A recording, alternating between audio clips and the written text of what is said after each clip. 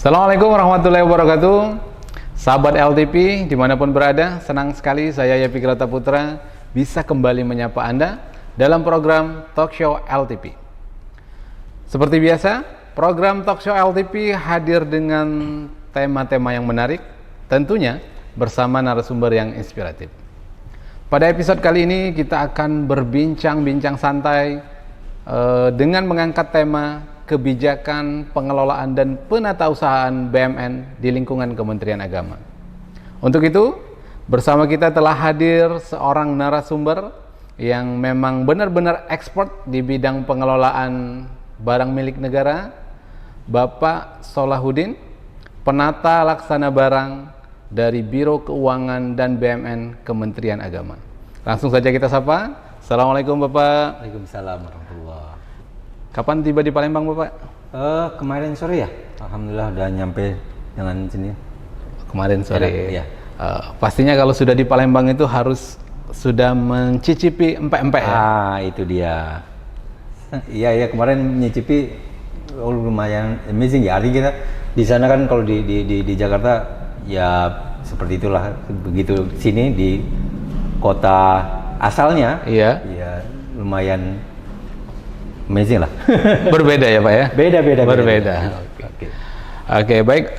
Pak Solahuddin berbincang-bincang tentang kebijakan pengelolaan dan penatausahaan BUMN. Oke. Tentunya sebelum kita berbicara sejauh itu, sahabat LTP di rumah dimanapun berada mungkin ingin tahu apa sih BUMN itu, barang milik negara itu seperti apa, dan mengapa pengelolaannya itu penting, Pak? Silakan Pak. Oke, terima kasih atas pertanyaannya. Pertanyaannya menarik. Sobat LTV, BUMN adalah semua barang yang dibeli atau diperoleh dari beban APBN. Jadi dia diadakan dengan anggaran APBN dan diperoleh dari sumber-sumber tertentu yang sah menurut undang-undang gitu ya. Misal seperti hibah atau rampasan, misalnya banyak hal yang sah menurut undang-undang itu yang perolehannya itu yang bisa menjadi BUMN. Nah, BUMN itu penting sebab BUMN itu diadakan dalam rangka untuk mendukung pelaksanaan tugas dan fungsi kementerian. Oke. Jadi dia untuk mendukung pelaksanaan tusi, misal seperti PC atau laptop atau gedung atau tempat bagaimana kita melaksanakan tugas fungsi. Artinya kita melaksanakan pelayanan kan membutuhkan instrumen-instrumen untuk melaksanakan itu ya. Misalnya ya kalau kendaraan kita untuk antar jemput siswa atau gedung sekolah untuk sarana bagaimana pendidikan siswa itu dilaksanakan, bagaimana papan tulis yang untuk sarana prasarana, semua prasarana pelaksanaan TUSI itu adalah BUMN. Oke. Ya memang sih ada beberapa memang ada yang belum BUMN, tapi BUMN itu arahnya ke sana dalam melaksanakan pelaksanaan TUSI. Nah itu di kita sangat tinggi, porsinya itu sampai 97% itu BUMN kita, posisinya seperti itu, 97% ada BUMN gitu di Kementerian Agama. Jadi sangat-sangat penting. Jadi kalau misal itu sampai tidak ada ya kita mau kerja pakai apaan? Oke. Itu aja sih Pak. Iya. Jadi barang milik negara itu bukan hanya dibeli dengan uang negara, jadi bisa saja itu bersumber dari hibah. Oh iya. Bahkan bisa dari rampasan ya Pak ya, bisa dijadikan barang milik negara ya. Ada rampasan macam-macam, kayak misal ya banyak hal lah. Ya itu kalau dirampas untuk ini bisa jadi BUMN gitu. Jadi barang milik negara. Dan keberadaan BUMN itu sangat penting ya, untuk Penting mendukung kinerja, untuk mendukung tugas dan fungsi kita. Dalam melaksanakan tugas sehari-hari. Selanjutnya Pak, ketika barang itu kan milik negara ya, tentu penggunaannya, pemanfaatan dari barang tersebut akan terikat oleh kebijakan dan peraturan. Betul. Untuk saat ini, apakah ada kebijakan terbaru atau kebijakan mana yang masih kita gunakan dalam hal pengelolaan dan penatausahaan BUMN khususnya di lingkungan Kemenak? Oke, selama ini sih memang kita aturan masih menggunakan peraturan yang dari pembina kita dari Kementerian Keuangan. Ya banyak aturan terkait pengelolaan BUMN. Di sisi lain memang kita juga di saat ini sedang menggodok sebuah aturan yang baru yang untuk intern kita. Ada nanti peraturan tentang pendelegasian sebagai wewenang, ada beberapa nanti aturan baru, dan ada lagi tentang updating data yang mengarah nanti ke depan untuk invent ya. Jadi untuk penataan aset kita ke depan. Jadi biar pengelolaan di kita lebih efektif dan efisien. Jadi semoga dengan ini bisa cepat bagus nanti ke depannya. Jadi itu ada untuk yang waktu dekat ini insya Allah ada 2 aturan yang terbaru seperti itu. Oke.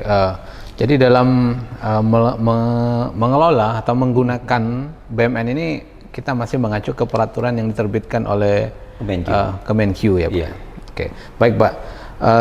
Selanjutnya, bagaimana mekanisme penatausahaan BUMN agar tertib administrasi dan tentunya tidak melanggar regulasi yang sudah ada? Oke, seperti yang diatur dalam peraturan Kemenq, aturannya mekanismenya ya seperti biasa. Dari awal itu ada perencanaan ya, perencanaan dalam memperoleh bagaimana apa yang dibutuhkan oleh Satker itu sudah direncanakan dulu. Jadi ya artinya untuk merencanakan kan itu kan setiap unit itu ada rancangan nih. Kira-kira ke depan mau apa nih? Ya. Nah dari situ kan kita bisa memperkirakan kebutuhannya apa. Dan saat ini pun Satker itu kan ada beberapa kebutuhan. Nah dari situ kita bisa nilai ini Satker ini butuh ini. Nah dari situ bisa berarti aset apa yang dibutuhkan. Nah setelah itu ini baru kita anggarkan, kita carikan pengadaannya, apakah dengan cara beli atau ada unsur lain nih yang bisa kita manfaatkan gitu loh. Kayak tadi apakah dengan hibah atau banyak hal lah yang bisa kita alternatifnya. Nah, setelah kita dapat, ya berarti kita catat itu di daftar. Artinya biar tertib lah, semua isi dokumentasinya, sumbernya dari mana, terus bahkan spesifikasi, harga. Jadi semua tercatat. Kalau sudah ya seperti yang diatur di peraturan di Kemenq itu.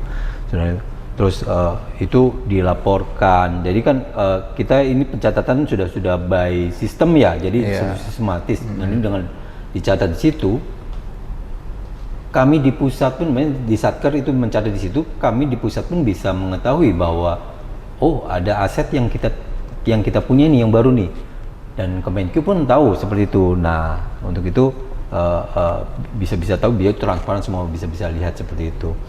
Nah setelah artinya itu kan salah satu bentuk pelaporan ya, yang itu dicatat, itu bentuk pelaporan.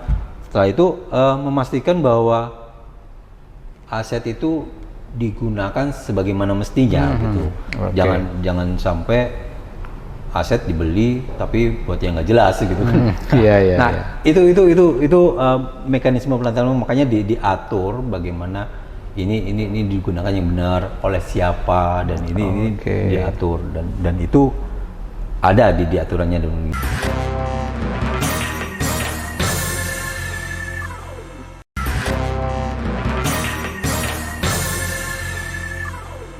Agar BUMN itu mekanismenya itu tertib administrasi, mulai dari perencanaan yang baik ya Pak ya? Iya, perencanaan yang baik, perencanaan yang benar, kemudian aset itu dicatat, dilaporkan seperti itu. Betul. Oke, jadi ketika itu dilaksanakan sesuai mekanisme, mudah-mudahan itu akan tertib administrasi. Betul. Seperti itu ya Pak ya? Ya, kalau sudah itu kan tercatat semua, terus ini juga bagian dari pengamanan ya. Artinya misal kalau dokumennya lengkap, kalau misal ada hal-hal yang tidak kita inginkan, kan jadi enak nih. Sumbernya ini, argumentasinya ini. Jadi enak dalam hal mengklaim bahwa ya ini kita sah kok, nggak ada yang masalah gitu. Seperti itu. Baik. Baik Bapak. Selanjutnya, Biro BMN itu selaku pengguna barang ya Pak ya. Kalau di bawah, satker bawah, khususnya di daerah-daerah itu sebagai kuasa pengguna barang. Seperti itu ya Pak ya? Bukan. Pengguna barang itu adalah Menteri Agama. Menteri Agama. Menteri Agama. Yang melaksanakan itu adalah selaku pelaksananya adalah Sekjen. Nah, di bawahnya yang mengelola itu sebagai ini adalah biro itu hanya bisa dibilang mengorkestrasi pengelolaan yang ada di Kementerian Agama. Jadi bisa dibilang regulator internal ya. Regulator internal Kementerian Agama gitu. Jadi Satker itu sebagai kuasa pengguna barang. Iya. Kuasa pengguna barang. Jadi selama ini fungsi dan peran dari Biro Keuangan dan BUMN selaku mengorkestrasi tadi ya barang-barang milik negara. Apa tantangan yang biasanya dihadapi? Wah, tantangannya banyak ya. Banyak Pak ya. Banyak. Ya artinya tantangannya tuh diantaranya ya pengetahuan pegawai ya. Artinya kan kalau ngomong pengelolaan ini nggak berhenti pada kami Biro Keuangan maupun operator yang ada di Satker, tapi semua lini ya, semua unsur yang ada di Kementerian Agama itu harusnya aware terhadap pengelolaan BUMN itu gimana. Ya walaupun nggak tahu teknis sampai detail, tapi paling tidak aware bahwa ini BUMN dan ini diadakan untuk pelaksanaan TUSI. Jadi mereka yang menggunakan dengan sebaik-baiknya dan bagaimana ya sesuai aturan begitu. Nah itu tantangannya, makanya pengetahuan ya kita minta bantuan seperti LTV ini mungkin sarana untuk menyebarkan pengetahuan tentang pengelolaan ini ya, agar pengelolaan BUMN di Kementerian Agama menjadi lebih baik ya. Artinya biar semua ngeh ternyata ini loh pengelolaan BUMN seperti ini. Nah ini kita perlu seperti itu. Nah itu salah satu untuk ya sosialisasi ke pegawai gitu ya. Satu itu, nomor dua keterbatasan anggaran ya. Keterbatasan anggaran. Apalagi sekarang di tengah efisiensi ya Pak ya. Itu dia. Di antaranya keterbatasan anggaran juga kan ya kebutuhan bagaimanapun kayak untuk dalam hal pengadaan BUMN yang baru yang bisa handal gitu. Itu kan butuh ya kita untuk melaksanakan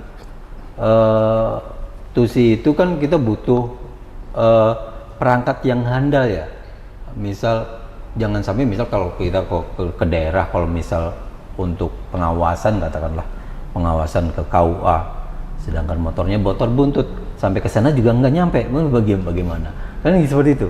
Jadi memang perlu kendaraan yang handal, kendaraan yang seperti apa, atau mungkin itu pengawasan untuk misal bangunan pendidikan itu yang layak, yang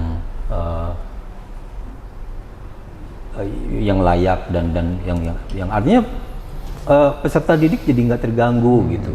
Di antaranya itu. Nah untuk itu kan belum penganggaran ya, anggaran setelah anggaran pengadaan, anggaran itu, dan yang jadi masalah ya SDM itu sendiri. Makanya ya itu dia yang tadi saya di awal, pengetahuan tentang BUMN itu sangat penting ya. Biar semua paham. Kalau udah paham semua kan enak ya. Kalau kita ngomong orang pada iya idem. Tapi kalau kita hanya kita yang tahu, mereka nggak mau tahu, kan kita repot ya Mas jelasinnya gitu kan. Jadi susahnya di situ. Tapi ya itulah kita yang tantangan kita ya ke depan gitu aja. Baik. Dari menghadapi beberapa tantangan yang tadi sudah disampaikan, terus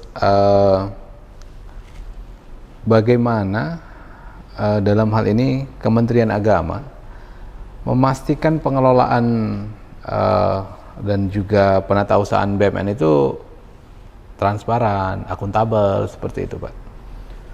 Oh iya, untuk memastikan itu kita ada beberapa perangkat ya. Artinya kan kita kan ada auditor intern ya, APIP gitu ya. Iya. Itu untuk memastikan bahwa pelaksanaan pengelolaan, nggak cuma pengelolaan sih, hampir semua hal dilakukan sesuai aturan gitu. Jadi sesuai aturan yang ada. Jadi memastikan itu diterapkan. Makanya ya itu sebagai bisa dibilang untuk sarana kita agar selalu kita menjaga diri lah dari sana. Satu itu. Terus nomor 2, kita ada secara rutin dalam di BUMN itu 1 tahun itu 2 kali wasdal. Jadi secara rutin Satker itu melaporkan pelaksanaan pengelolaan. Jadi melakukan by system. Jadi sekarang kalau dulu tuh manual, makanya kadang-kadang nggak terlalu ya, ada yang lapor, ada yang enggak gitu kan. Tapi kalau sekarang by system, jadi bisa kita kejar semua mana nih yang nggak lapor. Jadi bisa ketahuan seperti itu. Dan apalagi sekarang by Siman ya, walaupun semua by system, jadi semua pengelolaan itu sebab by system kita bisa ketahui, Pak. Jadi misal ada usulan dari Satker bagaimana data aset yang ada di Satker seperti apa, kita bisa tahu. Jadi kayak itu, kalau misal Satker, Pak gini-gini, ini kamu kendaraannya udah banyak loh, ngapain lagi? Seperti itu, kita bisa tahu seperti itu. Jadi sistem ini sudah bisa menjadi alat kita untuk menjamin transparansi itu. Jadi kalau misal ada yang mencoba ini, ya gimana? Sistem sudah membackup itu gitu. Oke, jadi untuk mendukung transparansi, akuntabilitas dalam penggunaan pengelolaan BUMN itu sudah by system ya, Pak? Ya, sistem yang seperti apa, Pak? Apakah bentuknya sebuah aplikasi? Kalau memang sebuah aplikasi, terus aplikasinya apa itu, Pak? Biar sahabat LTP tahu, masyarakat tahu.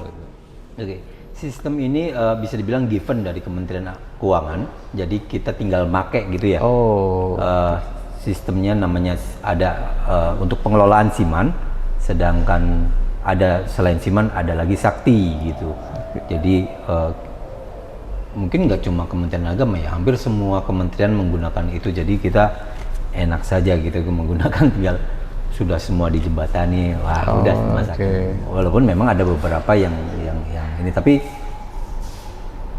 ada beberapa yang masih bisa perlu perbaikan. Tapi sejauh ini udah lumayan membantu kita untuk mengejar kalau Satker ini begini-gini harus melakukan apa, kita bisa mengecek dari situ.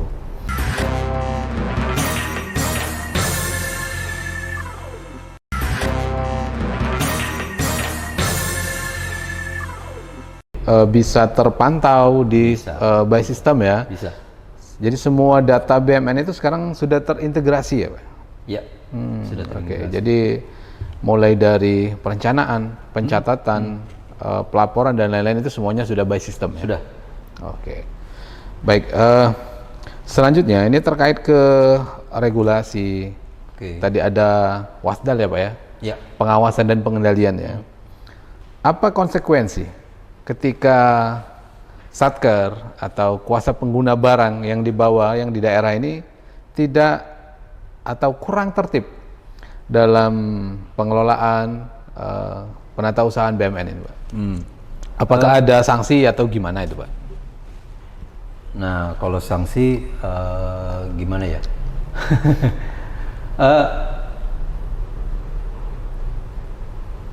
Kalau sanksi terus terang kami agak belum berani memutuskan, artinya apakah sanksinya gimana.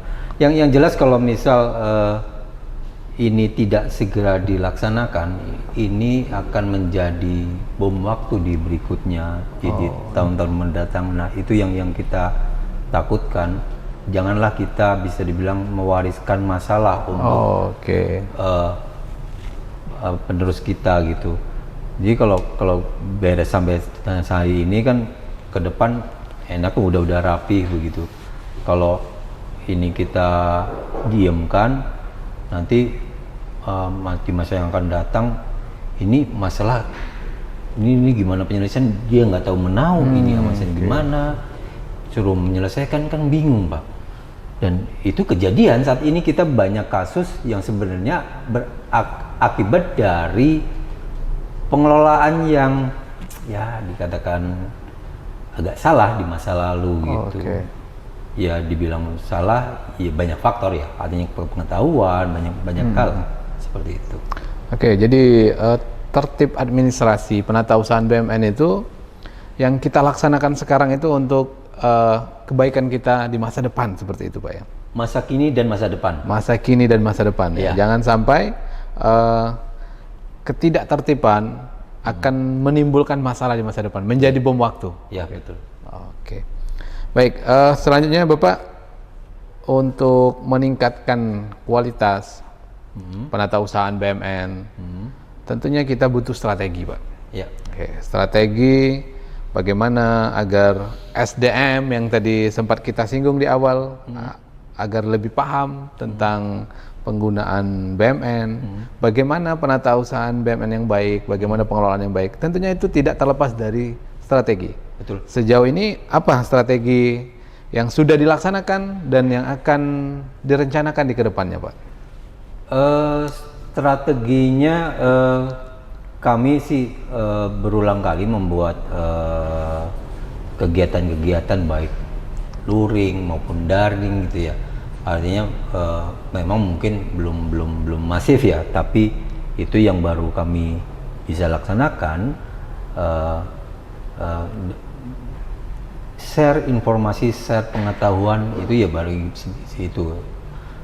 Jadi datang ke masyarakat, datang ke Satker untuk mengedukasi Satker untuk terkait bagaimana penertiban, bagaimana pengelolaan yang bagus, itu seperti itu. Kita selalu seperti itu. Kita sering-sering melakukan mengadakan itu. Nah, apalagi sekarang kan bisa dibilang Ijen secara periodik hari Kamis ya. Setiap hari Kamis itu kan membuat acara ya apa kemarin? Gov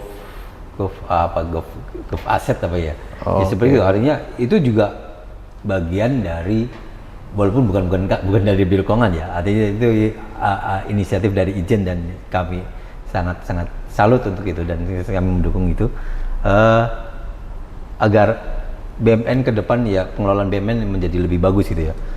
Itu dari itu. Dan ya untuk pengetahuan ya, kami ke depan inginnya ya ada kegiatan seperti ini ya, baik di semua balai melakukan pendidikan atau pelatihan tentang pengelolaan BUMN gitu.